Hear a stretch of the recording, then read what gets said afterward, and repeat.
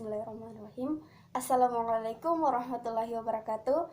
Perkenalkan, nama saya Anissa Nurbaiji Pulumai, Standbook A41818173.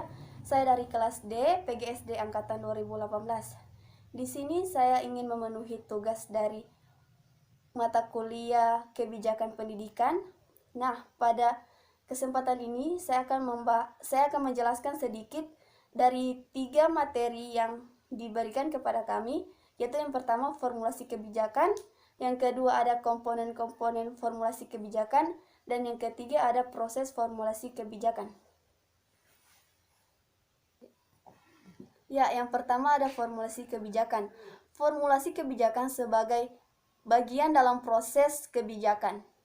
Oke, bagian dalam proses kebijakan publik merupakan tahap yang paling krusial atau penting karena implementasi dan evaluasi kebijakan hanya dapat dilaksanakan apabila tahap formulasi kebijakan telah selesai. Nah, di samping itu, kegagalan suatu kebijakan atau program dalam mencapai tujuan-tujuannya sebagian besar bersumber pada ketidaksempurnaan pengelolaan tahap formulasi kebijakan.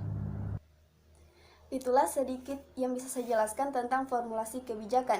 Nah, kita masuk kepada komponen-komponen formulasi kebijakan. Ada 4 komponen dalam formulasi kebijakan. Yang pertama, komponen tindakan, di mana tindakan ditentukan terlebih dahulu agar sistem berjalan mengikuti. Nah, yang kedua ada komponen aktor. Komponen aktor ini biasanya disebut legislatif atau yang biasa dibilang DPR atau MPR. Dan ada juga dari PT atau perguruan tinggi mahasiswa yang dapat menyuarakan suara dari berbagai elemen. Nah, dalam komponen aktor ini, di mana komponen ini mempunyai kewenangan dalam penyusunan agenda. Yang ketiga, orientasi nilai. Orientasi nilai, komponen yang satu ini membahas tentang nilai yang diangkat harus sesuai dengan keberagaman yang ada di dalam masyarakat.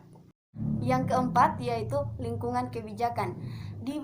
Pada bagian komponen ini, lingkungan kebijakan dapat mempengaruhi keoptimalan implikasi kebijakan tergantung dari penerimaan lingkungan luar.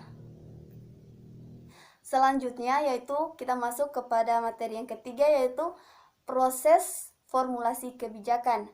Menurut Islami 1991, dia membagi proses formulasi kebijakan ke dalam beberapa tahap. Yang pertama, ada perumusan masalah kebijakan. Yang kedua, ada penyusunan agenda pemerintah.